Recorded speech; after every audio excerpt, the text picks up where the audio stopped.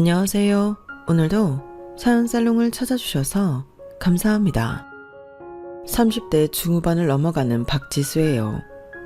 혹시 얼마 전 넷플릭스에서 방영했던 폭삭 속았수다라는 드라마 보셨어요? 짧게 내용을 이야기하자면 우리네 부모님 이야기예요. 1960년대 그 힘든 시절 자식만을 바라보고 모진 세월 다 견뎌낸 부모님들 이야기요. 그 이면은 그 사랑을 듬뿍 받고 자란 자식 이야기도 물론 들어가고요. 이 이야기를 왜 하냐면요. 사실 제가 이혼하기 전까지는 힘든 부모님의 삶과 그런 부모님 덕분에 온실 속 화초로 자란 자식의 삶을 구분해서 봤거든요. 연관성 없이 나는 나대로 잘 자랐다고 생각했던 거죠. 그런데 이혼하고 나니 아니더라고요. 왜 그때 아빠가 그런 말을 했는지 다시 생각이 들고 제가 얼마나 철없었는지 다시 깨달았다고 해야 할까요? 그래서 그 드라마를 보며 펑펑 울기도 울었네요. 지금부터 제 이야기 들려드릴게요. 3년 전 저는 대학 동문회 송년 모임에서 지금의 남편을 처음 만났어요. 이름은 김민호. 저보다 2학번 위였지만 군대 다녀와서 같은 학년으로 졸업했던 사람이었죠. 학교 다닐 때는 한 번도 마주친 적 없었는데 그날 처음 알게 됐어요. 모임 중에 사회자가 각자 근황 이야기를 하라고 했을 때 그 사람이 갑자기 본인 인생을 3분 드라마처럼 연기하기 시작했죠. 취업했다가 퇴사하고 사업 실패하고 재취업한 가정을 코믹하게 표현하는데 표정 연기가 너무 웃겨서 술 마시던 사람들이 다들 뿜을 뻔했던 기억이에요. 저도 몰입돼서 눈길이 가면서 그쪽만 계속 보게 되더라고요. 그날 모임이 그렇게 끝나고 남은 사람들끼리 2차로 맥주집에 갔는데 그 남자가 제 옆자리에 앉았어요. 박지수 맞지? 같은 과였는데 기억해? 내가 군대 갔다가 복학하는 바람에 우리 같이 졸업했는데. 먼저 아는 척을 하는 그 사람과 대화는 전혀 어색하지 않았어요. 이상하게 학교에서 한 번에 제대로 된 얘기를 한 적 없었는데 마치 오래전부터 알고 지냈던 것처럼 자연스럽게 이야기를 주고받았죠. 사실 난 대학 때 완전 놀기만 했어. 동아리 활동하고 미팅 다니고. 그래서 늦게 졸업했지. 지수는 어땠어? 나도 공부만 한 건 아니었지만 나름 계획적으로 살았던 것 같아. 취업 준비하면서 스펙 쌓고. 그렇게 시작된 우리의 대화는 3차, 4차까지 이어졌어요. 그러다 보니 마지막엔 둘만 남아 새벽까지 얘기했죠. 그는 유머 감각이 정말 좋았어요. 제가 말하는 평범한 일상도 그가 받아치면 웃음거리가 됐고 그의 말투와 제스처에 계속 웃음이 나왔으니까요. 야, 우리 코드가 너무 잘 맞는 것 같은데 난 진짜 이렇게 웃은 지 오래됐어. 그의 말에 저도 고개를 끄덕였어요. 정말 오랜만에 편하게 웃을 수 있는 사람을 만났다는 기분이었거든요. 그렇게 그날 연락처를 교환하고 우린 자주 만나기 시작했죠. 데이트할 때마다 특별한 곳에 가는 것도 아니었어요. 사회 초년생이라 둘 다 지갑 사정이 넉넉하지 못했거든요. 그래도 골목길 구석구석 숨은 맛집 찾아다니거나 한강에서 라면 끓여 먹으며 이야기꽃을 피울 때면 그게 어디든 장소는 중요하지 않은 듯 재미있고 즐거웠죠. 한 번은 비 오는 날 우산도 없이 편의점에서 컵라면 사 먹다가 홀딱 젖었는데 그것조차 추억으로 웃어 넘길 정도였으니까요. 너 같은 여자 정말 처음이야. 요즘 여자들은 데이트 코스도 인스타 감성 넘치는 카페나 비싼 레스토랑만 가자고 하는데 너는 골목 어기 포장마차에서도 행복해하니까 같이 있으면 정말 편해. 그의 말에 그냥 웃었어요. 사실 저는 그냥 맛있는 음식과 좋은 대화면 충분했기에 그가 특별하다고 느끼는 게 오히려 저 역시 신기하게 느껴졌죠.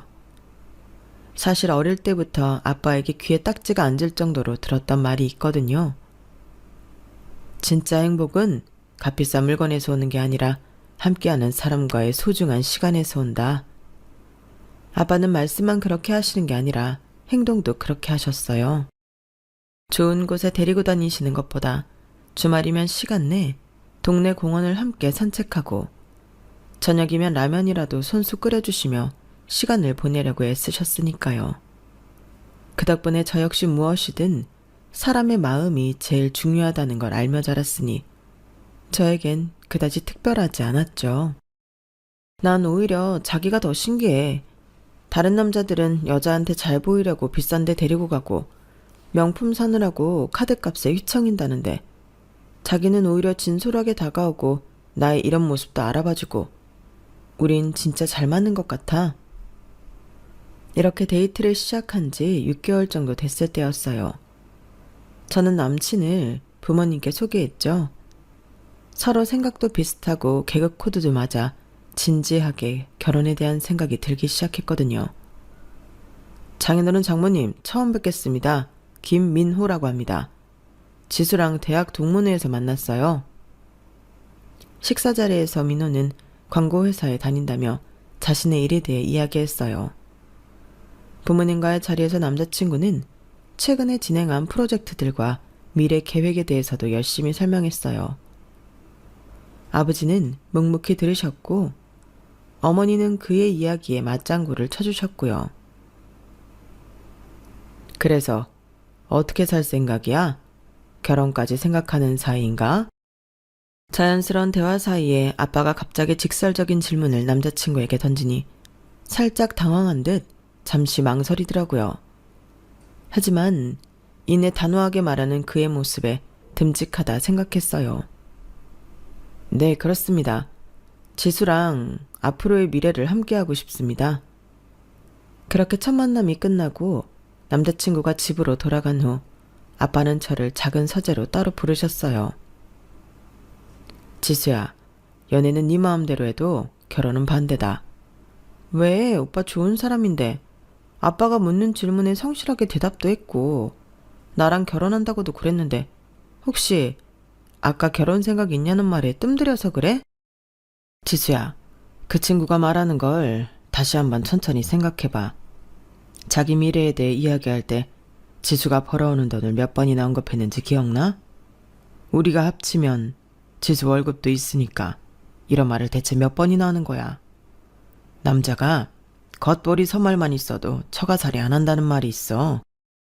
물론 처가살이를 한다고 한 건 아니지만 대체 너 아니면 어떻게 살려고 말끝마다 지수 지수 그러는지. 난 또 뭐 때문에 그런다고. 아빠, 요즘은 다들 그래.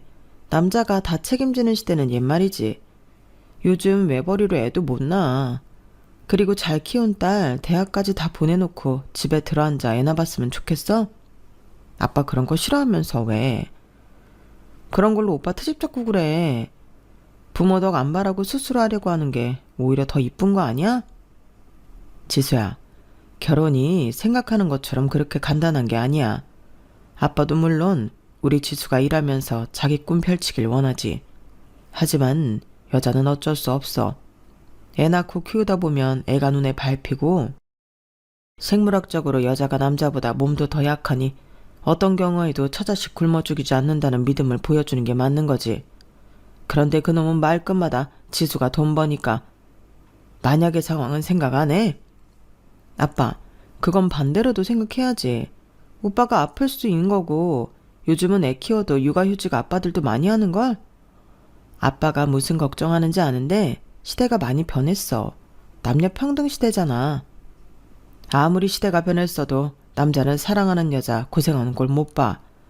아무리 봐도 그놈은 너를 책임지겠다는 마음보다 남들 하는 결혼 하고는 싶고 손해는 죽어도 싫으니까 너를 택했다는 생각밖에 안 든다. 솔직히 전 이해하기 어려웠어요. 저나 남자친구 같은 생각을 하는 사람들이 주위에도 많았으니까요. 제 기본적인 생각이 성인이 결혼한다면 누가 누구를 부양하고 부담하는 게 아니라 서로 독립된 인격체로 자신의 일을 해내야 한다고 생각했거든요. 그래서 문제될 게 없다고 생각했죠.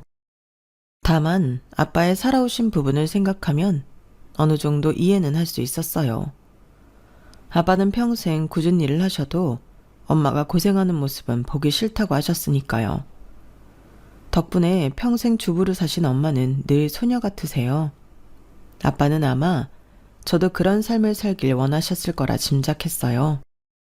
하지만 자식 이기는 부모 없다고 저와 남자친구 사이는 아무 문제 없으니 결혼 진행은 생각보다 빠르게 이루어졌고 결혼식 전날까지는 아빠는 저에게 말씀하셨네요. 지수야, 지금이라도 아니라고 생각하면 안 해도 돼. 아빠가 다 처리할게. 똥인지 된장인지 먹어봐야 한다고 한다면 더 말릴 수 없겠지만 마지막으로, 정말 마지막으로 한 번만 더 묻는 거야. 아빠, 정말 결혼식 전날까지 이럴 거야? 상견례도 다 했고 내일 식장 들어가는데 아빠가 그렇게 말하면 나 속상해. 그냥 축하해주면 안 돼? 그래, 네가 네 힘으로 지지고 볶고 산다고 했으니까 어디 한번 잘 살아봐. 다시 한번 말하지만 그놈하고 사는 동안에는 아빠한테 바라지 마. 안 바래. 아무것도. 셀프효도 하기로 했다니까? 그러니까 아빠도 오빠한테 괜히 친근하게 안 한다고 서운해하지 마. 내가 더 잘할게. 알았지? 그래, 잘 살아. 보란듯이 잘 살아. 그렇게 저는 아빠의 반대를 무릅쓰고 결혼했어요.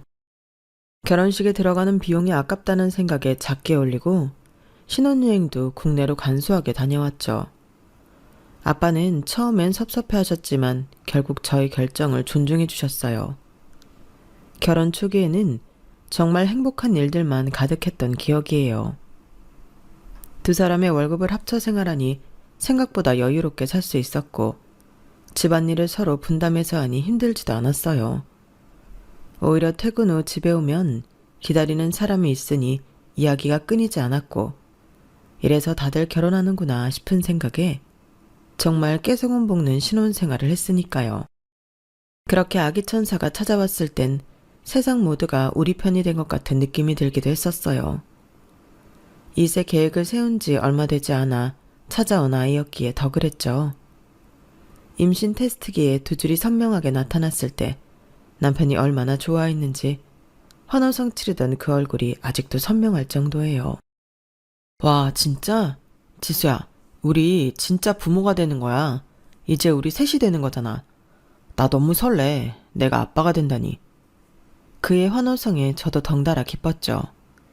임신 초기에는 입덧이 심해서 힘든 점도 많았어요.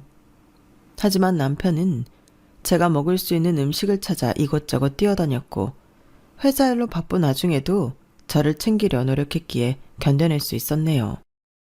지수야, 오늘 엄마랑 통화했더니 임신했을 때 배 아래가 차면 안 된대. 이거 집에서 늘 배 감싸고 있어. 알았지? 세심한 배려에 감동이었죠. 임신 중에도 저는 직장에 다녔고 남편도 자신의 일을 열심히 했어요. 퇴근 후에는 함께 출산 준비 클래스도 다녔고 아이 물품을 고르러 다니기도 했죠. 임신 8개월쯤 되었을 때 회사에서 육아휴직에 대한 이야기가 나왔어요. 지수야, 내가 먼저 3개월 육아휴직 쓰고 그 다음에 네가 쓰는 건 어때? 요즘 워킹데디도 많다고 하던데 꼭 엄마가 먼저 할 필요는 없잖아. 생각지도 못한 남편의 말에 정말 놀랐어요. 보통 육아휴직은 여자가 당연히 쓰는 것처럼 여겨지는데 남편이 먼저 나서서 그런 제안을 하다뇨. 저는 행복한 마음으로 그의 제안을 받아들였어요. 고마워 자기야. 정말 든든하다. 어떤 남자들은 육아휴직은 무조건 여자가 써야 하고 육아는 당연히 여자들 일이라고 생각한다는데 그런 게 어딨어. 우리 아이인데 같이 키우는 게 당연하지. 그리고 내가 다른 남자들하고 다르다는 거 설마 이제 한 거 아니지? 그렇게 아이가 태어났고 남편은 약속대로 육아휴직을 썼어요. 처음에는 서툴렀지만 곧 기저귀 갈기, 분유 타기의 달인이 되었죠. 아이의 울음소리만 들어도 왜 우는지 알아챘고 밤중에도 저보다 먼저 일어나 아이를 달래줄 정도였으니까요. 퇴근하고 집에 오면 아이를 안고 있는 남편의 모습이 너무 사랑스러웠어요. 지수야, 오늘 세진이가 내 얼굴 보고 웃었어. 너도 봤어야 했는데 정말 예뻤어. 아, 이것 봐. 내가 동영상으로 찍어뒀어. 휴대폰 화면 속에는 웃고 있는 아이와 함께 있는 행복한 남편의 모습이 담겨 있었죠. 3개월이 지나고 남편이 회사로 복귀하고 제가 육아휴직을 시작했지만 그는 여전히 집안일과 육아를 반반씩 나눠 했어요. 주말이면 아이를 업고 장을 보러 가기도 하고 저녁 밥을 차려주기도 했죠. 지수야, 오늘은 내가 요리사. 자기는 우리 세진이 보고 있어. 나 혼자서도 잘할 수 있으니까 걱정하지 말고. 오늘 저녁 기대하라고. 장난스럽게 요리사 모자를 쓰고 앞치마를 두른 남편의 모습에 웃음이 나왔어요. 정말 완벽한 남편, 완벽한 아빠였죠. 이런 모습을 보면 아빠의 우려가 기우였다는 생각이 들었고, 그래서 가끔 아빠에게 전화해서 우리 행복한 모습을 자랑하기도 했네요. 아빠, 오빠가 세진이 기저귀도 잘 갈고 요리도 잘해. 주말에 한번 놀러와. 보면 정말 깜짝 놀랄걸? 아빠는 웃으며 다행이라는 말씀만 하셨어요. 제 행복을 진심으로 바라셨을 분이라는 걸 알고 있으니 더 일부러 전화해 말했던 것 같아요. 아빠가 걱정하는 것처럼 자기 이익만 챙기는 사람 아니라는 그 말, 그 걱정을 덜어내고 싶었던 거죠. 그러던 어느 날 갑자기 퇴근하고 돌아오는 남편의 얼굴에 그늘이 보였죠. 자기야, 오늘 회사에서 무슨 일 있었어?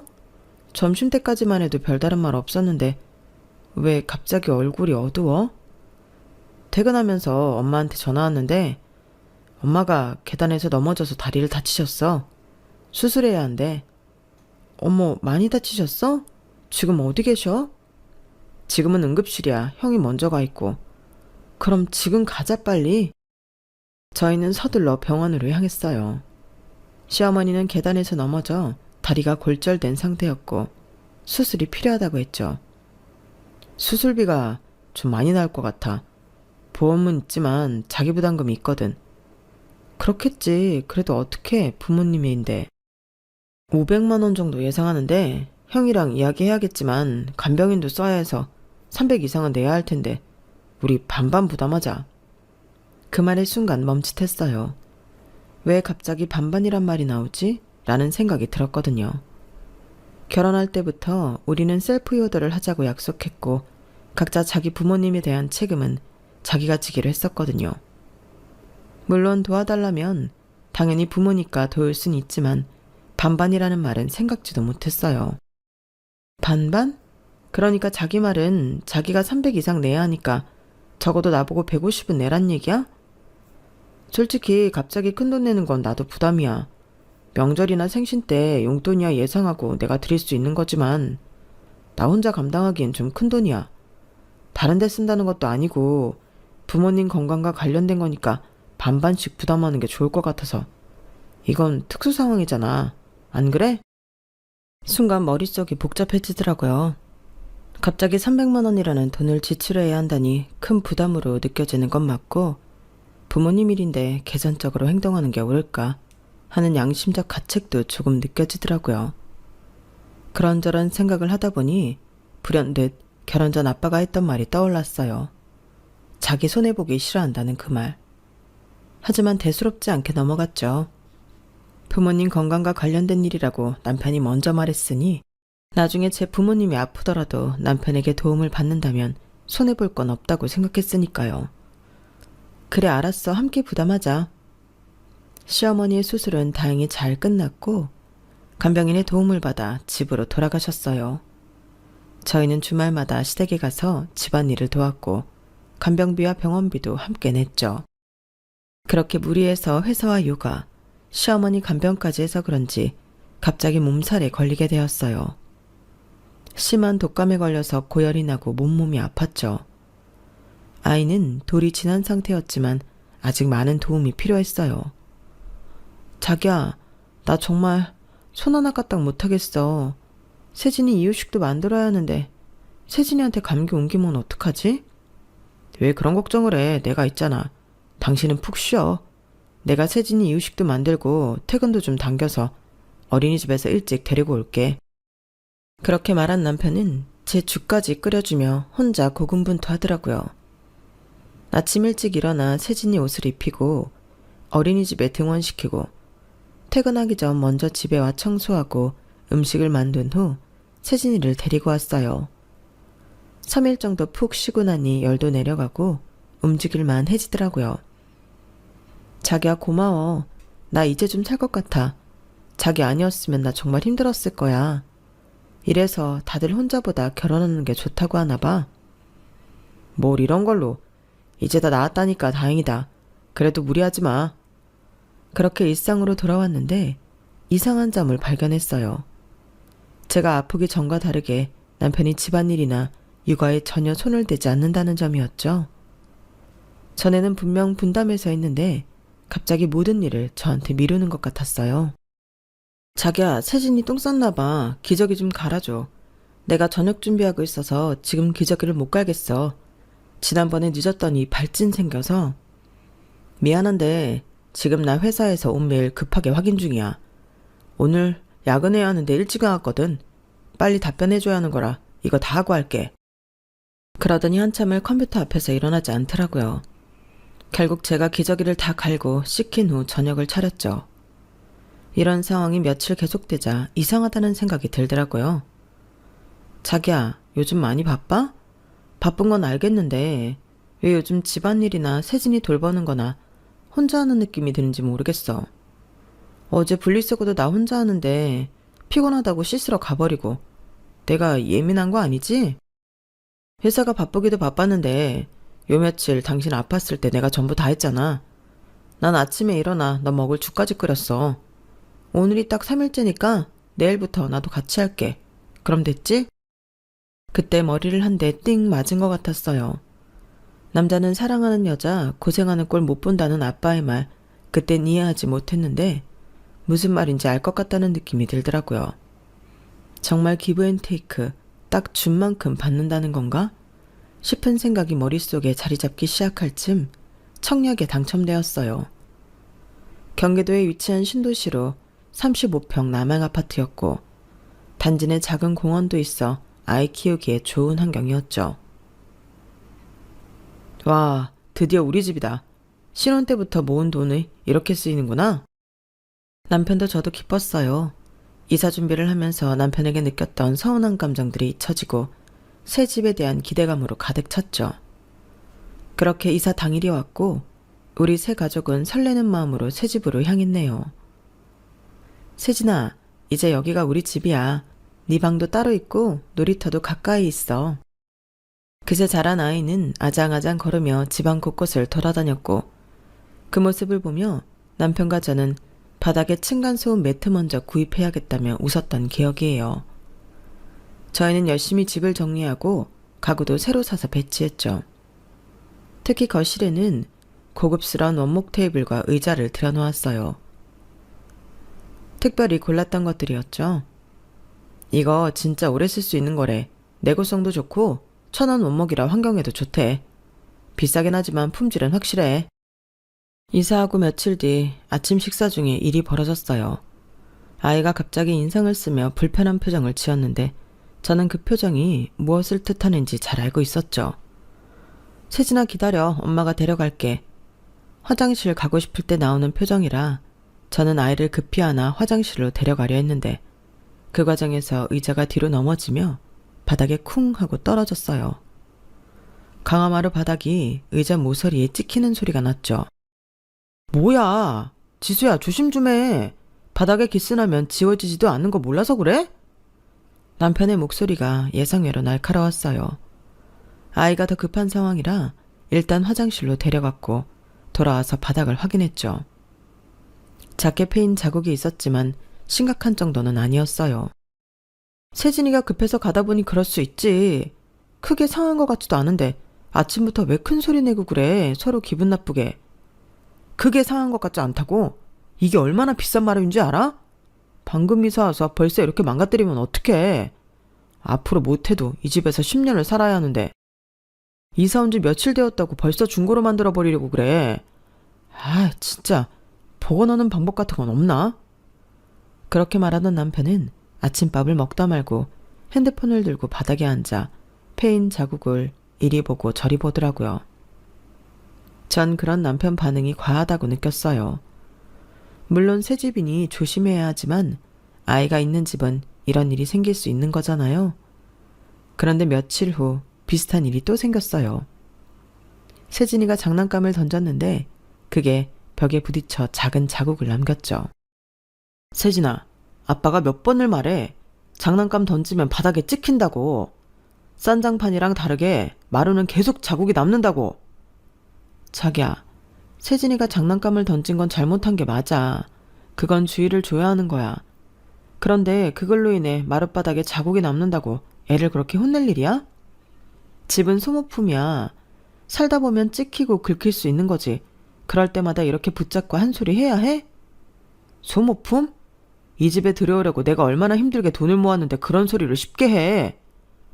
돈? 자기만 모은 거 아니잖아. 우리 똑같이 모은 돈으로 산 거야. 우리 둘이 함께 벌어서 산 돈인데 왜 내가 당신 눈치를 봐야 해? 눈치? 힘들게 번 돈으로 산 집이니까 아끼자는 게 그렇게 눈치 볼 일이야? 당신이 그렇게 생각하니까 우리 세진이가 뭘 보고 자라겠어? 난 규칙을 가르치는 것뿐이야. 이야기는 점점 감정 싸움으로 번졌어요. 집이라는 물건을 아끼는 것과 아이의 행동에 대한 교육 방식까지 연결되면서요. 그날 밤 저는 침대에 누워 생각에 잠겼어요. 신혼 때는 분명 서로 비슷한 가치관을 가지고 있다고 생각했는데 시간이 지날수록 민호의 본 모습이 드러나는 것 같았어요. 아빠가 걱정했던 그 모습들이 하나둘씩 현실이 되고 있는 건 아닐까 머릿속이 복잡했죠. 생각해보니 이런 일만 있었던 게 아니었어요. 임신하고 우리는 중고차를 구입했었는데요. 당시 새 차를 살 여유는 없었고 아이가 태어나면 차가 필요할 것 같아서 상태 좋은 중고차를 찾아 여기저기 돌아다녔던 기억이 나요. 이 차가 가격도 적당하고 상태도 괜찮아 보이는데 어때? 차를 구입하고 난 후 남편은 그 차를 마치 새 차인 것처럼 관리했어요. 차는 관리하면 할수록 더 오래 타고 가족들이 안전하다는 말에 저도 내심 싫지 않았던 것 같아요. 그런데 생각해보면 좀 과했던 거죠. 새 차는 기본이고 실내에 작은 흠집 하나 생기는 것도 용납하지 않았거든요. 자기야, 임신 때문에 주전부리하고 싶은 마음은 아는데 차 안에서는 과자 먹지 말아줘. 부스러기 떨어지면 청소하기 힘들어. 그땐 자기 물건에 애착이 강한 사람이라고 생각했어요. 차 관리를 잘해야 나중에 중고로 팔아도 값을 쳐준다는 말에 노력하는 모습이 왜 그때 멋있다고 생각했는지 모르겠어요. 하지만 이제 보니 그가 물건을 아끼는 이유는 단순한 애착이 아니라 손해보는 것을 극도로 싫어하는 성격 때문이었던 거예요.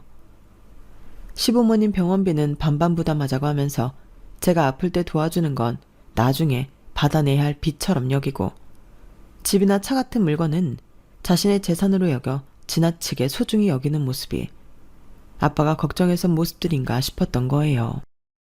그렇게 시간이 흐르던 중 친정아빠의 칠순이 다가왔어요. 날짜를 확인하고 저는 고민에 빠졌죠.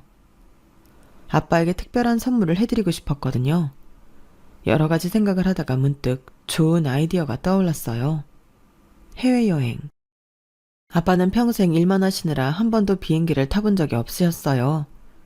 건강하실 때 좋은 곳도 구경시켜드리고 싶었죠. 시간이 지나면 더 여유가 생기겠지만 그때까지 아빠 건강이 보장되리라는 법은 없었으니까요. 인터넷으로 여행 정보를 찾아보며 계획을 세우고 저녁에 남편에게 말을 꺼냈어요. 자기야, 아빠 칠순 다가오는데 잔치 크게 하는 것보다 해외여행을 보내드리는 게 나을 것 같아. 요즘 가족끼리 하는 추세기도 하고 생각해보니 아빠가 평생 비행기 한번 못 타보셨더라고. 더 나이 들어서 가면 힘들기만 하고 그래도 아직 정정하시니까 더 늦기 전에 다녀오면 좋을 것 같아. 핑계김에 우리도 함께 해외여행하고 좋잖아. 안 그래? 뭐? 장인어른 칠순에 해외여행을 보내드리자고? 비행기 값이 얼마인지 알고 하는 소리지? 아버님 생신이 휴가철이라 비행기값 완전 성수기인 거 알고는 있어? 동남아 쪽으로 다녀오더라도 아무리 싸야 인당 비행기 값이 50만 원인데 우리끼리 가면 어른만 4명이야. 비행기 값만 200만 원이라고. 해외여행이 다 그렇지 뭐. 어른들 모시고 가는데 좋은 계절에 좋은 곳 가려면 비행기 숙박 다 저렴한 건 없더라. 우리 아빠가 앞으로 사실 날 중에서 제일 건강할 때가 칠순이잖아. 그러니까 비싸도 가는 게 좋을 것 같아. 비싸도 가는 게 좋다고? 말 나왔으니까 하는 소린데 숙박은? 당신 말대로라면 숙박도 싼 데서 묵을 수 없잖아. 안 그래? 장모님 장인어른하고 불편하니 한 방에서 지낼 수도 없는 노릇이고. 세진이야 어려서 베드 하나 추가한다 쳐도 방도 2개 잡아야 하는데 숙박비, 비행기, 먹는 것까지 생각하면 돈 1,000만 원 우습게 깨지겠네. 남편의 반응에 순간 말문이 막혔어요. 아빠의 생일을 축하하는 마음으로 제안한 거였는데 남편은 바로 돈 계산부터 하고 있었거든요. 근데 뭐 솔직히 비행기값, 숙박비, 먹는 거 뭐든 반은 우리 가족이 해외여행 간다고 하더라도 쓰는 돈 아니야? 솔직히 1,000만 원 쓴다고 해도 반이면 500인데 다른 생신도 아니고 칠순인데 500도 안 해드리려고 했어? 뭐? 돈 500은 네 집 걔 이름이야? 아니 무슨 여자가 돈 1, 200을 쉽게 생각해. 당신 돈 있어? 아무렇지 않아? 형편에 맞게 가야지. 황새가 뱁새 쫓아가려다가 가랑이 찢어진다고 당신 속담 몰라? 뭐야? 자기 설마 내가 돈 반반씩 부담하자고 할거봐 미리 선수 치는 거야? 됐어. 당신 보고 여행 경비 부담하라는 소리 안 할 테니까 해외여행 가지 말라는 소린 그만해. 당신 그게 무슨 말이야. 돈 반반씩 부담하자고 할까봐 선수 친다고? 말 참 이상하게 한다. 형편에 맞게 가자는 거지. 우리 형편도 형편이지만 솔직히 처갓댁 형편에 해외여행이 말이나 되는 소리야? 남들이 들으면 웃어. 빚내서 구색 맞추느라 자식들 등골 휘는 줄 모르고 좋다고 다녀왔다는 소리 듣는다고. 내가 돈도 아깝기도 하지만 꼭 돈만 아까워서 하는 소리가 아니야. 남들이 욕한다고. 당신은 당신 부모님 동네 사람들이 손가락질하면서 자식 등골 빼먹는 부모라고 욕하고 다니면 좋겠어? 그냥 제주도나 가. 요즘 국내 여행도 좋은 호텔 많아. 괜히 어르신들 모시고 해외여행 갔다가 음식 안 맞아 고생하는 경우 많대. 돈은 돈대로 쓰고 욕은 욕대로 먹고 사이 멀어지는 집 한둘 아니라고. 돈이 아깝다고? 부모님한테 쓰는 돈이 아깝다고? 내가 언제 너한테 돈 달라고 했어? 왜 이래 너라니. 오빠한테. 뭐야 너 찔리는 거 있지? 돈 1,000만 원 쓰는 게 아깝지 않다고 하는 거 보니까 너 나 모르게 모은 돈 꽤 되나 보다? 막말로 병원비도 아니고 내가 부담할 이유도 없는데 우리 가족 여행하는 거다 뭐다 그럴싸하게 포장하는 거 보니까 너 진짜 너무한 거 아니야? 그럴 돈 있었으면 융자 갚을 생각 먼저 했어야지. 지금 나가는 이자가 얼만데. 우리 새 아파트 이사 왔다고 이 집 완전히 우리 거 아니야. 은행 끼고 있어. 정신 똑바로 차리고 얘기해. 정신 똑바로 차려야 할 건 내가 아니라 너겠지. 이제 알겠다. 아빠가 했던 말이 뭔지. 뭐? 무슨 소리야. 그럼 그렇지. 장인어른 칠순에 해외여행 가져간 게 당신 생각이 아니었던 거지? 장인어른이 괜히 너한테 바람 넣은 거지. 그렇게 안 봤는데 장인어른 너무하시네. 우리 새 아파트 이사 오니까 살만한 줄 아시나 봐. 아니면 부러워서 그러신가? 아니 그렇잖아. 평생 당신은 다 쓰러져가는 빌라에 사니까 새 아파트 분양받았으니 부자 된 줄 아시는 거 아니냐고. 그러지 않고서야 지금까지 사치 안 부린 네가 해외여행 소리가 나올 리 없지. 난 또 괜히 걱정했네. 장인어른 정말 너무했다. 기가 차더라고요. 제 속에서 참고 있던 분노가 폭발하고 말았죠. 그동안 제가 얼마나 눈을 감고 있었던 건지, 그리고 아빠가 얼마나 명확하게 보고 있었는지 제대로 한 방 먹으면서 깨달았으니까요. 네가 참 대단하다. 내 부모님을 그렇게 함부로 말하다니. 제정신이라면 배우자 부모를 그렇게 말하지 않겠지. 처가 예쁘면 처갓집 말뚝에도 절한다는데 너는 내가 얼마나 웃으면 우리 부모님을 욕하냐? 나는 내 아빠 칠순에 평생 한 번도 못 가본 해외여행 보내드리고 싶다고 말했을 뿐인데 네 입에서는 부자, 사치, 형편, 이자 이런 말들만 나오네. 내가 사람 새끼가 아니라 계산기랑 살았네. 야, 이 여자가 미쳤나? 뭐라고? 계산기? 야, 말 똑바로 해. 한 번 내지르면 그걸로 끝인 줄 알지? 다녀오고 현실을 보면 그 돈 어떻게 할 건데? 이 집 대출금은 평생 은행빚 갚으며 허덕일 거야? 노후 대비는 안 해? 비행기표 살 돈 있으면 그 돈으로 대출금 같은 게 우선이지. 길 가는 사람 100이면 100 다 잡고 이야기해봐라. 이거 봐 이거 봐. 인사드리러 갔을 때 오래된 빌라 사는 거 보고 내가 설마 했는데 괜한 게 아니네. 야, 너 그렇게 살만하다 싶은 착각으로 돈 펑펑 쓰면 니네 부모님처럼 되는 거야. 다 늙어서 쓰러지는 빌라에서 살고 싶어서 그래? 아주 막 나가자는 거지? 뚫린 입이라고 아주 막 싸지르네. 야, 니네 엄마 아플 때 300만 원도 아까워서 반반하자고 하는 놈이 1000만 원 해외여행에 쓴다고 하니까 니 돈 안 써도 아까워 죽겠냐? 뭐? 뭐라는 거야 이 여자가 지금. 왜? 딱 네 밑바닥 들키고 나니 할 말 없지? 남들처럼 살고는 싶고 혼자는 죽어도 그렇게 살 자신 없으니 반반 부담해서 그럴듯하게 이끌어줄 사람이 필요했던 거잖아. 그게 나였고 손해보는 건 죽어도 싫은 게 너잖아. 말로는 반반, 공평하게 하자는 뻔질이란 거짓말. 아니, 밴댕이 소갈딱지보다도 더 좁고 좁은 너한테 5만 장 다 떨어진다 떨어져. 그러다 이혼 소리까지 나오겠다? 못할 거 없지. 아빠가 그토록 너에 대해 경고했는데 못 알아먹은 내가 등신이지. 내가 내 발등 찍었지. 이건 또 뭔 소리야. 해외여행 가고 싶다고 네 여파에 바람 넣는 것들은 모자라 날 반대하셨다고? 그래, 너 처음 본 날 그러시더라. 말끝마다 지수 월급 받으면 지수 일하니까 이 소리 하는데 이놈은 너 돈 버니까 결혼하는 거라고. 손해보는 건 죽어도 싫어하고 날 죽을 때까지 책임져 줄 놈은 아니니까 연애만 하라고. 그때 그 말 들었으면 내가 우리 아빠 칠순에 해외여행 내 돈 모아 보내드린다는데 거지 같은 이놈한테 이런 소리도 안 들었지. 저는 더 이상 말할 필요를 느끼지 못했어요. 방으로 들어가 여행값을 꺼내 필요한 물건들을 급하게 넣기 시작했죠. 남편은 뒤따라와 계속 소리를 질렀어요. 이혼? 이딴 걸로 이혼한다고? 당신 제정신이야? 돈 얘기 좀 했다고 이혼이라니. 이혼 사유가 뭔지는 알고 있어? 그런 건 법원에서도 인정도 안 해. 뭐 하는 거야? 지금 진짜 나갈 생각이야? 그냥 좀 싸운 거지 이혼할 이유가 되겠어? 네가 지금 실수하고 있는 거야. 좋은 말 할 때 가방 내려놔. 지금 내려놓으면 내가 그래도 오빠니까 봐준다. 이대로 가방 싸서 나가는 순간 나도 너 안 봐줘. 이혼하면 너만 손해지. 난 손해볼 것도 없어. 세상 천지 이런 이유로 이혼한 여자 누가 받아나 주겠어? 짐 싸는 내내 이런 남자였나 싶더라고요.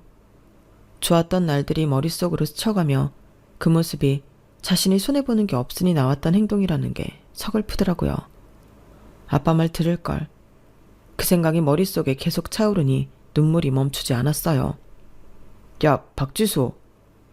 울어? 당황스러운 게 누군데 울어? 잘 생각해봐. 이게 다 장인어른 때문이잖아.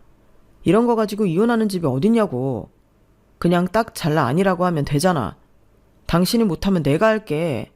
형편에 맞게 가자고 했을 뿐인데 돈 보태주실 것도 아니면서 왜 이러시냐고 말하면 알아들으시겠지. 자식 갈라서는 꼴 보시면서까지 해외여행 가고 싶으시겠냐고. 칠순이 뭐 대수라고. 세진이를 안고 현관문을 열면서 마지막으로 돌아봤어요. 잘 들어.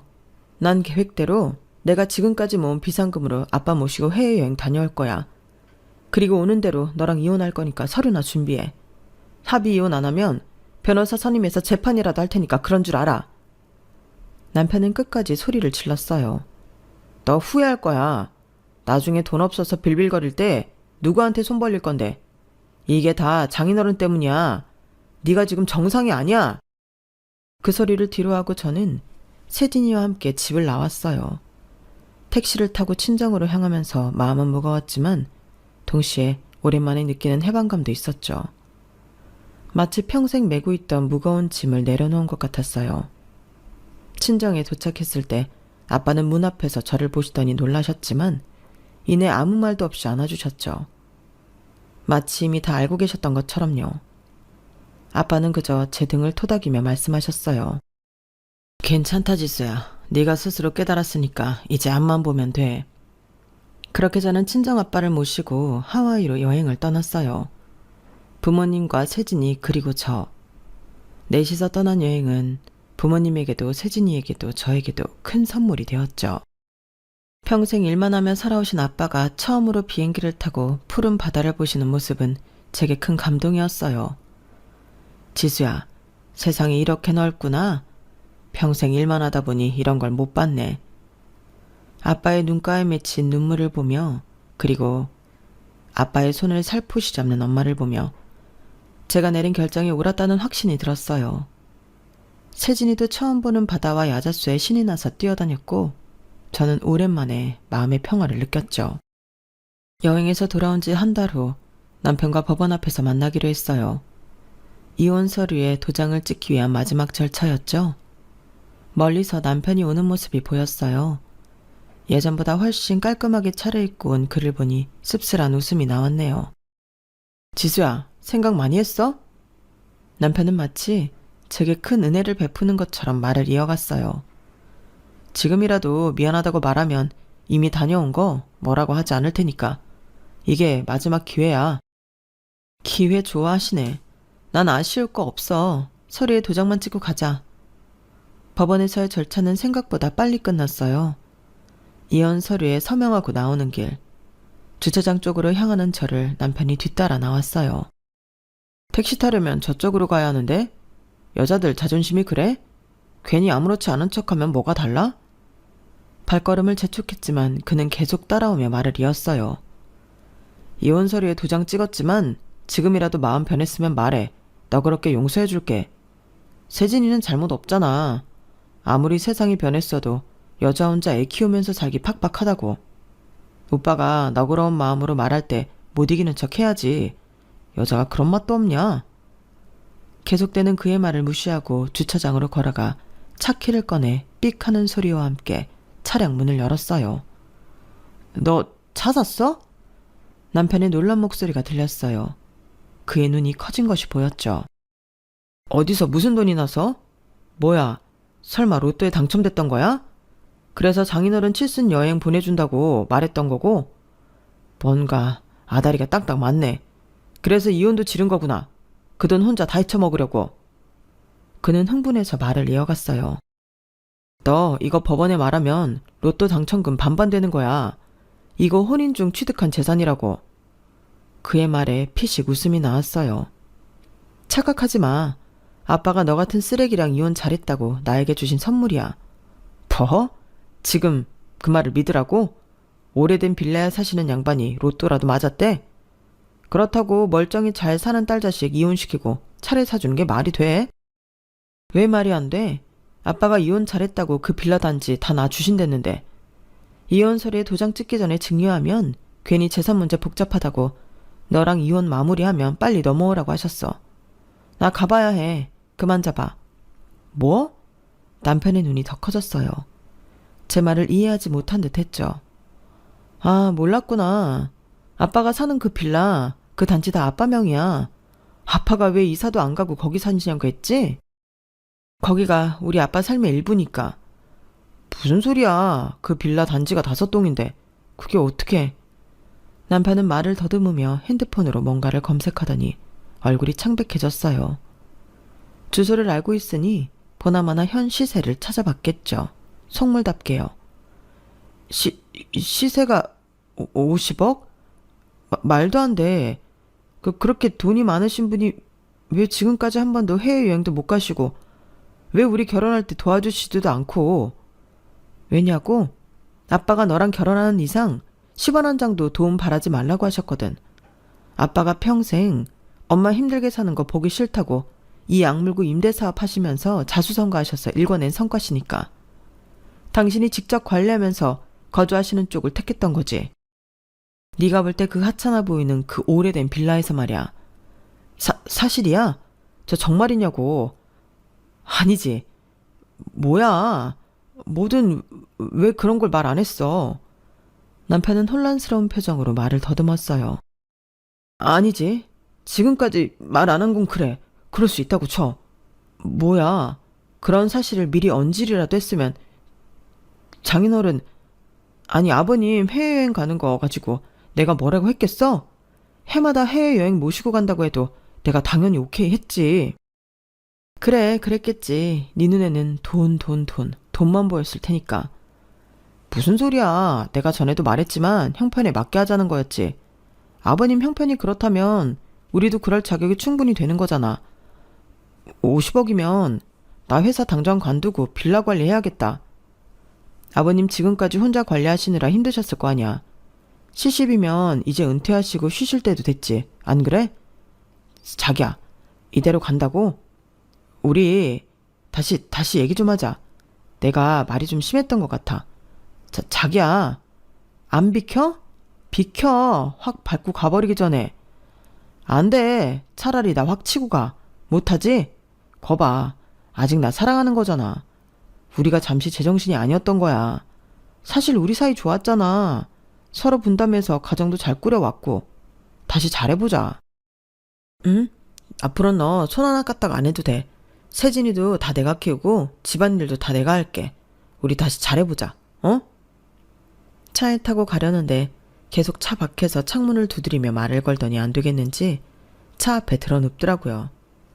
아주 인간의 밑바닥 끝까지 보여준다는 생각에 기어를 브레이크에 걸어둔 채 엑셀을 밟았죠. 그랬더니 그 소리에 쫄아서 벌떡 일어나 옆으로 비키더라고요. 그 순간 어찌나 웃음이 나던지 내가 저런 등신 뭐가 좋다고 살았나 싶었죠. 그나마 잘한 건 우리 세진이가 태어났다는데 위안을 삼기로 했어요. 법원에서 마무리를 지었음에도 불구하고 남편은 포기하지 않았어요. 집에도 찾아오고 연락도 계속했죠. 얼마나 귀찮게 굴었는지 경비실에 따로 부탁까지 해야 했죠. 한 번만 더 찾아오면 스토커로 신고할 거야.